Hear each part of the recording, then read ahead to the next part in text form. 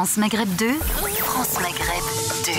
Alors dans un instant, j'aimerais qu'on parle un peu de la Tunisie, cher Tarek, parce que la Tunisie connaît des heures un peu sombres en ce moment, entre pénurie, des produits de première nécessité, aussi des Tunisiens qui allaient pour beaucoup en Algérie pour s'approvisionner. Sauf que l'Algérie a décidé de signer la fin de la récré pour le coup, puisque beaucoup de personnes ont été arrêtées, avec notamment des bus où en dessous les sièges, en fait, on a retrouvé beaucoup de produits subventionnés par l'État algérien. Il y a eu une certaine peut-être possibilité de le faire pendant un certain temps, sauf que là l'Algérie dit stop et donc des personnes sont pour beaucoup empêchées d'entrer et d'autres arrêtées et présentées devant la justice. On y reviendra bien sûr. Produits de première nécessité avec notamment la Libye, qui n'est pas un pays au meilleur de sa forme, on peut le dire, a envoyé 96 camions mardi dernier de produits de première nécessité tels que de l'huile, de la farine, du sucre, puisque a priori et apparemment les rayons sont vides dans les magasins en Tunisie. La situation, quelle est-elle? On va essayer de faire le point, puisque je suppose que vous avez des informations à nous donner, à nous communiquer. Et puis vous, amis auditrices, auditeurs, tunisiennes, tunisiens, vous pouvez bien sûr nous appeler au 01 40 33 9000 pour nous dire un petit peu, d'après les retours que vous avez de vos proches là-bas, ou alors si vous revenez tout fraîchement de la Tunisie, nous dire un petit peu quelle est réellement la situation. Si j'y rajoute aussi un climat politique assez délétère et des manifestations assez importantes quand même qui ont eu lieu le 14 janvier dernier, manifestations qui pour beaucoup étaient des manifestations anti-Kais Saied. Eh bien, on y revient de tout ce sujet, bien sûr, avant de partir en Russie, puis avant de revenir en France, en Hexagone, pour parler de cette grande manifestation qui a rassemblé plus d'1 million de personnes, d'après le ministère de l'Intérieur. 1,2 pour le ministère. Et plus de 2 millions pour les syndicats. Le chiffre était peut-être un peu... était peut-être pas aussi celui que le gouvernement attendait. Pour autant, il était là. Est-ce que pour autant, ça va se poursuivre? Est-ce que la dynamique est enclenchée? Est-ce que le fait d'attendre le 31 janvier, c'est une bonne chose pour entretenir une certaine dynamique ou pas? Et puis, en même temps, la gauche qui va essayer de se tester demain, tester sa popularité. Je le disais en introduction tout à l'heure, on peine à remplir les bus qui viennent de province. Il reste beaucoup de place apparemment du côté de Poitiers, de Nantes, de Nice, de Bordeaux pour venir jusque Paris et manifester demain. C'est à l'appel non pas de la NUPES mais des Insoumis. Et bien ces réponses demain dans la rue, bien sûr. 01 40 33 9000 jusque 18h sur France Maghreb 2 avec Tarek Mami. Ne bougez pas, le Grand Forum revient dans un instant. Le Grand Forum sur France Maghreb 2. LGF sur France Maghreb 2, merci d'être avec nous en direct avec Tarek Mami qui est avec nous et Sofiane Garbaoui qui, vous savez où il est, Tarek? Non. Il est dans son taxi. On ne le prendra pas. Bon, s'il est avec nous quand même. Ouais, non, on ne le prendra pas parce que ça devient des mauvaises habitudes. On va attendre notre ami Sofiane. Il met un coup de pression au chauffeur et on vous attend, mon ami Sofiane. Ça marche, Sofiane? Ça marche. Alors, on va parler de la Tunisie, cher Tarek, puisque la situation est un peu plus inquiétante. C'est le mot qu'on peut éventuellement employer. On parle de pénurie. D'abord, est-ce que vraiment il y a une pénurie en ce moment qui est constatée et constatable? Oui, alors je ne dirais pas, je ne sais pas le qualificatif que vous avez utilisé, mais moi je dirais que c'est une situation compliquée. Parce que vous avez en fait une bataille politique féroce qui se double de plusieurs autres batailles, notamment la bataille de l'économie et des rayons vides, parce que la Tunisie a toujours exporté tous ces produits alimentaires de première nécessité vers la Libye. Et voilà que la roue tourne. L'histoire, c'est la Libye qui envoie ces produits, en sachant que la Libye ne produit rien. Donc, en clair, on va expliquer aux auditeurs pour que tout le monde soit clair. Ce sont des produits fabriqués en Turquie qui, avant quand Dahda était au pouvoir, venaient directement à Tunis et qui manifestement aujourd'hui transitent par la Libye pour arriver en Tunisie. Vous avez un deuxième phénomène, cher Christophe, chères auditrices, chers auditeurs. Vous avez, je ne sais pas si des gens ont vu le film Le Sucre dans l'histoire de France. Donc vous avez des gens qui accusent accumule des produits, qui les planquent donc dans des, dans des garages lointains, fermés, et qui font monter le prix, et tout d'un coup, ils sortent petit à petit pour vendre, par exemple, les bananes, juste avant qu'elles pourrissent, au lieu de les vendre à 6 dinars, on va le vendre à 10. Et donc, il y a de la spéculation parce que l'État tunisien est faible, est affaibli depuis 2011, et qu'il n'y a plus l'autorité de l'État. En arabe, on appelle ça la haïba. La haïba, c'est quelque chose comme dire le fait d'être respecté et respectable. Et donc, c'est surtout ça qui explique cette situation très difficile, puisqu'il y a une confrontation politique directe entre le président actuel, M. Kais Saïed, et ses oppositions qui sont diverses et variées, mais principalement Nahda, qui a dirigé le pays de droit de 2011 à 2014, de fait de 2014 à 2019, à 2021, et le bras de fer aujourd'hui oppose directement le président Kais Saïed al-Nahda, qui a quand même une maîtrise de l'administration, puisque en Tunisie, quand Ben Ali s'en va, cher Christophe, il y avait 300 000 fonctionnaires. Aujourd'hui, il y en a 800 000. C'est-à-dire qu'il y a 500 000 fonctionnaires qui ont été injectés dans l'appareil, et donc ça limite aussi le pouvoir d'État de pouvoir payer 800 000 salariés, fonctionnaires, dont, la moitié, ceux qui sont arrivés après 2012, ne foutent rien et qui sont sous-diplômés, alors que vous avez des diplômés qui sont au chômage. Donc voilà pourquoi... Le pays s'est appauvri ? Alors, très bonne question. Est-ce que le pays s'est appauvri ? Alors, si on part du point de vue de la production, la Tunisie produit moins depuis 2012. Et donc, si on prend comme échelle de valeur la production pour l'appauvrissement, oui, bien sûr, le pays s'est appauvri. Si on veut prendre, la masse financière, le pays ne s'est pas appauvri. L'autre drame de la Tunisie aujourd'hui, c'est que vous avez entre 60 et 80% des liquidités qui passent dans ce qu'on appelle le marché parallèle et qui ne passent pas par les banques et dans les grands magasins et par les grosses sociétés. Et quand vous avez donc l'accumulation de ces dérèglements administratifs de l'État tunisien, vous n'avez plus d'État. Et quand l'État est faible, ce sont tous les profiteurs qui s'enrichissent. Heureusement qu'il n'y a pas d'enrichissement comme en Italie, par exemple, sur la drogue ou sur la distribution de la drogue, mais les enrichissements se font sur ces produits-là. Et en fait, c'est aussi une bataille pour affaiblir le président actuel et pour l'amener peut-être à changer de politique, peut-être à démissionner, mais c'est une bataille féroce. Et je reviens à ma première phrase, cher Christophe, c'est une bataille politique féroce qui oppose les Tunisiens entre eux. Donc c'est compliqué aujourd'hui de trouver des produits de première nécessité quand on habite en Tunisie ? Oui. Tout à fait. Et il faut repasser par le fameux système B, c'est-à-dire qu'il faut être très bien avec son épicier du coin. Il faut accepter de payer quelques millimes de plus que le tarif officiel pour pouvoir avoir ce dont vous avez besoin.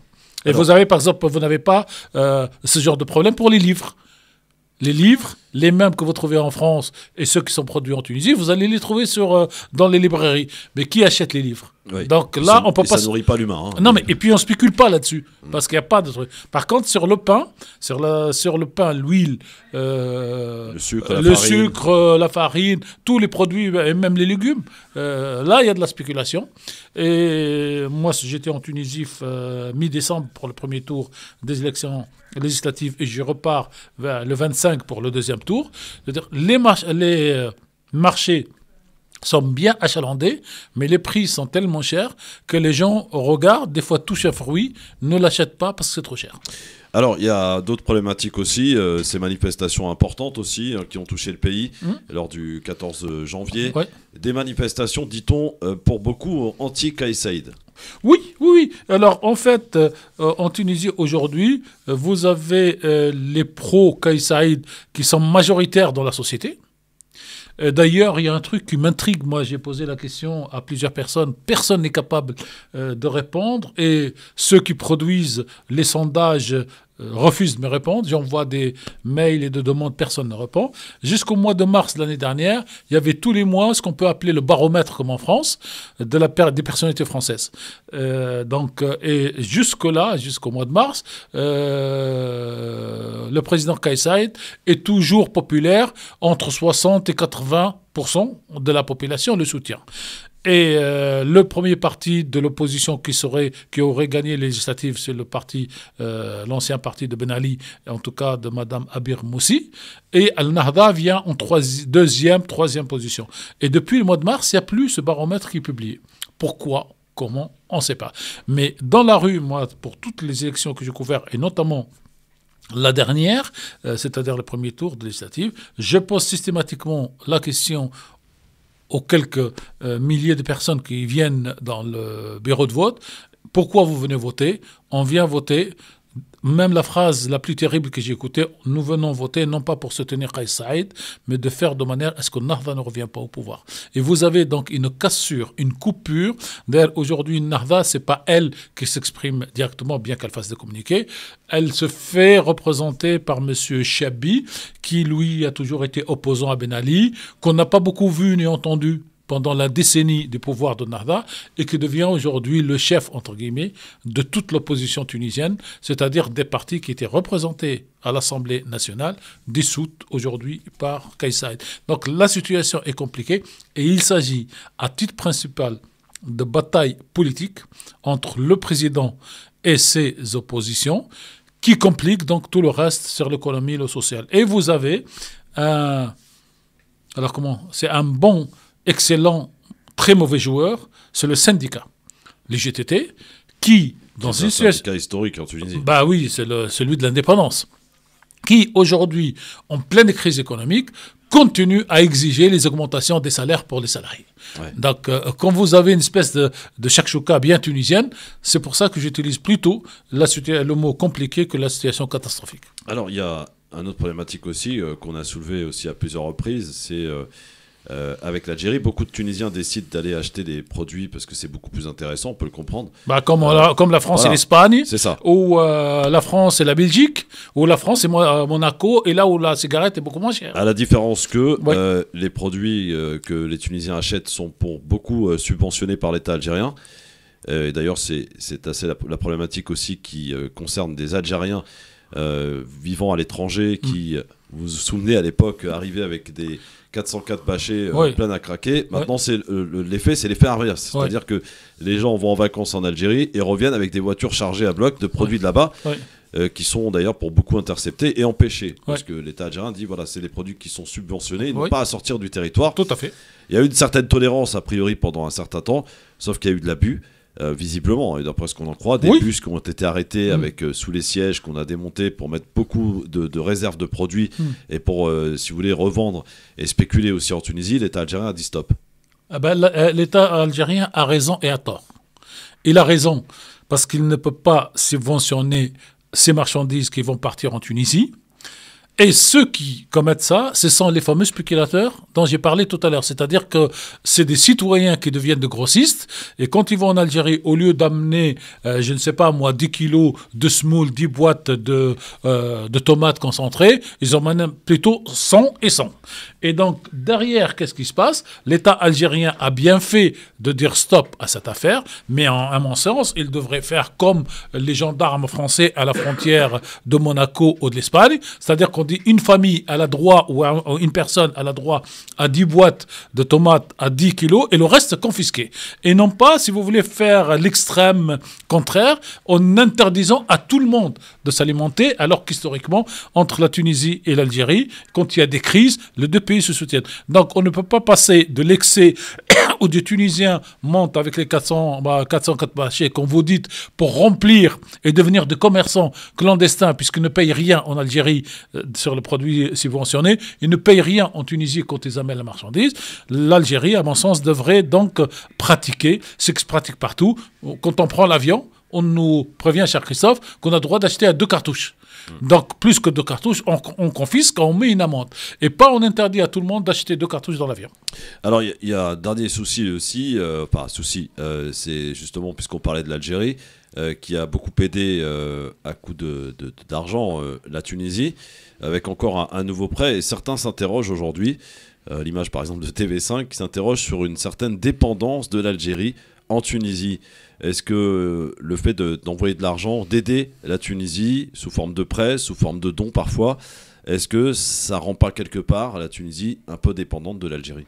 Alors, si on veut faire de la politique politicienne, faut voir combien, et je ne parle pas donc de la région de Maghreb, comment l'économie israélienne a toujours été soutenue par les dollars américains. On voit aujourd'hui, pendant la guerre, donc est-ce que l'Ukraine aujourd'hui est un État américain? Donc si vous voulez, quand on part à l'excès et quand on rentre de l'idéologie, bien sûr, on peut partir sur toutes les thèses. La Tunisie n'a jamais été et ne sera jamais une colonie algérienne et vice-versa. Mais il se trouve qu'il y a eu des crises dans l'un des pays et dans l'autre, et la Tunisie a toujours été à côté de l'Algérie. Et depuis l'indépendance, l'Algérie a toujours été à côté de la Tunisie. Deux phénomènes. Les Algériens, quand ils menaient leur guerre de libération nationale, ils avaient une frontière ouverte. La Tunisie. C'est que, par exemple, les Palestiniens, aujourd'hui, n'ont pas ni du côté de l'Égypte, ni du côté de la Jordanie. Et donc, les Algériens normaux et sérieux ne peuvent pas et n'oublient pas cette partie de l'histoire. Deuxième chose, quand tu as eu la décennie noire, les familles algériennes, par exemple, qui habitent en Algérie et celles qui habitent en France, ceux qui habitent en France ne pouvaient pas aller en Algérie pour des raisons de sécurité. Ils se retrouvaient en Tunisie, et la Tunisie était ouverte. Et en même temps, vous avez, pendant la guerre de libération nationale, le bombardement de l'aviation de la France coloniale sur la petite ville de Sakiet, c'est du USF, sur la frontière algérienne, dans laquelle les morts étaient à la fois algériens et tunisiens.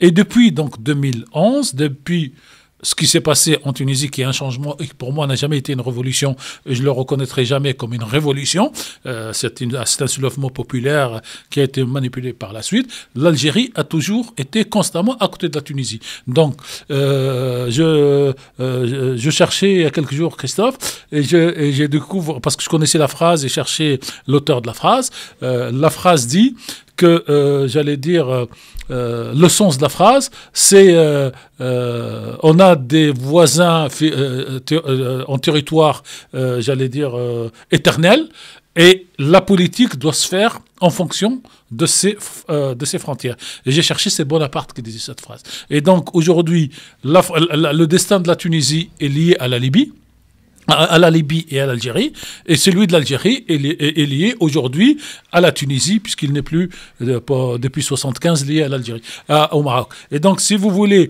cette histoire de la Tunisie colonie, bon, je ne vais pas refaire ce que j'ai dit il y a 2 mois et qui a semblé énerver quelques-uns. Il y a d'autres pays qui ont fait d'alliance avec d'autres pays qui n'ont rien à voir avec la région, qui sont à 10 000 km, et personne ne dit d'eux qu'ils deviennent la colonie de tel ou tel pays. Se posent la question en disant si l'Algérie effectivement donne beaucoup d'argent à la Tunisie pour l'aider, c'est peut-être en contrepartie d'avoir des choses, d'obtenir des choses. Alors, je vais vous dire, si l'Algérie, comme la France, d'ailleurs le président Macron l'a dit clairement, si l'Algérie n'aide pas la Tunisie, si la France n'aide pas l'Algérie et la Tunisie va tomber et subira peut-être ce que subit la Libye. Et si ce qui se passe en Libye ou ce qui s'est passé en Syrie se passe en Tunisie, ça débordera forcément sur l'Algérie. Et donc, quelque part, pour garantir... Elle se préserve quelque part. Oui, pour garantir sa propre sécurité, elle aide. Donc, elle n'aide pas pour coloniser, elle n'aide pas pour avoir, je ne sais pas, tel ou tel intérêt, elle aide pour arrêter ce qui se passe en Tunisie, pour essayer en tout cas d'endiguer ce que vous avez appelé catastrophe, ce que j'appelle situation compliquée. Et donc, il y va du bon intérêt de l'Algérie d'aider la Tunisie. Si elle ne le fait pas, la Tunisie tombe, l'Algérie subira les conséquences. Justement, bonne transition. Est-ce que depuis 2011, ce que beaucoup appellent une révolution, ou un soulèvement... En tout cas, pas moi. Oui, j'ai bien compris. Mais est-ce que depuis 2011, la situation... Là, on a atteint un seuil d'une certaine inquiétude. Vous parlez de la Tunisie qui pourrait tomber. Est-ce qu'aujourd'hui, vous le craignez clairement aujourd'hui ? Non, parce que moi, la dernière fois, j'ai vu un collègue, il me dit comment ça se passe en Tunisie, Tarek, vous êtes rentré de Tunisie. Je dis, moi, j'ai pas été cette fois, et d'ailleurs, quand je partirai le 25 janvier, je ne pars plus comme journaliste, je pars comme sociologue. Que fait un sociologue ? Il regarde ce qui se passe dans la société, en général. Il ne se contente pas de regarder la télévision ou les réseaux sociaux. Il ne se contente pas d'écouter le débat publique et politique entre les uns et les autres. Moi, Christophe et chers auditrices, chers auditeurs, quand j'étais pour le sommet de la francophonie à Djerba, j'ai vu quelque chose d'extraordinaire. J'ai vu un espèce de séminaire qui était organisé par 3 ministères, le ministère de la Communication, le ministère de ce qu'on peut appeler ici les PTT, et un 3e ministère. C'était un séminaire ouvert, et dans lequel il y avait donc deux ministres, et 5 PDG, 5 chercheurs, et 5 chefs d'entreprise. Sujet du débat, la numérisation de la Tunisie, et comment faire pour que le Tunisien de base ne devienne ignorant en termes informatiques, avec la création de l'identité numérique comme en France. Et j'ai assisté à cet échange qui a duré en gros 3 heures, et je me disais, est-ce que je suis bien dans la Tunisie dont on parle tous les jours dans les médias? Et je me suis dit non. On dirait que c'est des Tunisiens de l'étranger qui se réunissent à Bruxelles ou à Paris pour parler des problématiques que nous avons en France et dans lesquelles donc on échange. Mais on dit souvent qu'à Djerba, le statut est quand même particulier. Non, mais Djerba, c'était juste le terrain. Mais c'était à l'occasion donc des sommets. Et alors qu'on était assis, au bout d'une heure, qui arrive? Et apparemment, personne ne savait. C'est madame la première ministre qui rentre à l'improviste. Et elle dit, je reste 10 minutes, 15 minutes pour écouter, parce qu'on m'a dit que c'est intéressant, ce qui se dit ici. Et en se levant, elle remercie, elle parle 5 minutes, et elle pose la question, comment faire pour que les Tunisiens qui sont scolarisés et qui savent donc lire et écrire ne deviennent pas les analphabètes de l'informatique demain. Et quand vous écoutez ce genre de préoccupation, vous voyez qu'il y a quelque chose qui se projette dans l'avenir. Et dans cette salle, on a invité un garçon et une fille qui ont été reconnus et félicités pour être dans les startups numéro 1 et numéro 2 de l'Afrique. Donc vous avez ça en sociologie comme de la Tunisie. Vous avez cette histoire de pénurie donc alimentaire, et vous avez cette histoire de bataille politique dans les réseaux sociaux. Laquelle de Tunisie triomphera demain? Pour moi, c'est la Tunisie qui travaille. Est-ce qu'on n'a pas l'impression, ce sera là ma dernière question sur le sujet, que le peuple tunisien a un peu abandonné l'aspect politique et ne s'y intéresse plus, puisque si on regarde le chiffre de participation du premier tour des élections législatives, il est très bas. 10%. Voilà. Est-ce que j'ai 3 minutes pour parler des élections législatives? Allez-y. Bon. Alors, je vais peut-être développer cette thèse à la radio pour la première fois. Jusque-là, et depuis 2011, et même du temps de Bourguiba et de Ben Ali, les élections se passaient sur un jour, un tour, à la proportionnelle. Et donc, le parti le plus fort du moment gagne et fait voter donc ses électeurs. OK? Et c'est ce qu'on appelle le scrutin proportionnel. Depuis donc cette nouvelle élection choisie, imposée par le président Kais Saïed, on passe, comme en France, à un scrutin à 2 tours, majoritaire. Donc, il faut gagner plus de 50% des voix plus une au premier tour. Sinon, on passe au deuxième tour, et le deuxième tour aura lieu le 29 janvier prochain. Vous avez une autre différence. C'est que jusqu'à cette élection, l'État, comme en France, finançait les partis politiques pour leur campagne. Ce n'est plus le cas aujourd'hui. Troisième différence, jusque-là, c'était les partis politiques qui choisissaient donc leurs candidats, puisque c'est un scrutin de liste, et donc vous trouvez la liste de votre parti, vous votez et vous n'avez pas le droit de toucher cette liste, et donc c'est le parti qui choisit. Là, les partis n'ont pas le droit de choisir, et là, les gens se présentent donc à titre personnel, même s'ils appartiennent au parti. Donc ces 3 différences, vous y rajoutez que dans plusieurs circonscriptions, vous aviez qu'un seul candidat. Et donc, vous dites qu'il y a 1 million de personnes qui se sont présentées pour des élections nouvelles en Tunisie en termes d'organisation juridique, de tours, pour des candidats individuels qui ne sont pas passés à la télé, à la radio, que personne ne connaît, sauf ceux qui habitent donc dans la région. Et pour moi, c'est énorme qu'il y ait 1 million de personnes qui sortent pour aller participer à ce genre d'élections. Et encore une fois, moi j'y étais, et j'ai posé la question à Tunisville, à La Marsa et dans les quartiers populaires, et il y a une espèce de réponse qui revient, on vient voter pour barrer la route à Nada. Donc il faut comparer le mode de scrutin qu'on avait en Tunisie, ou qu'ils avaient en Tunisie de 2011 jusqu'à 2021, et le nouveau 22, et le nouveau mode de scrutin. Donc on passe de scrutin de liste à un seul tour donc à la proportionnelle, à un deuxième scrutin à 2 tours à la majorité et pas proportionnel. Très bien. Alors, dans un instant... C'est très compliqué, mais bon, j'essaye de faire pédagogique pour que les gens comprennent la grande différence. Et après, si on regarde, comme on dit partout dans le monde, abstention, oui, bien sûr, il n'y a eu que 10% à 11% sur un corps électoral de 9 millions, donc c'est rien du tout.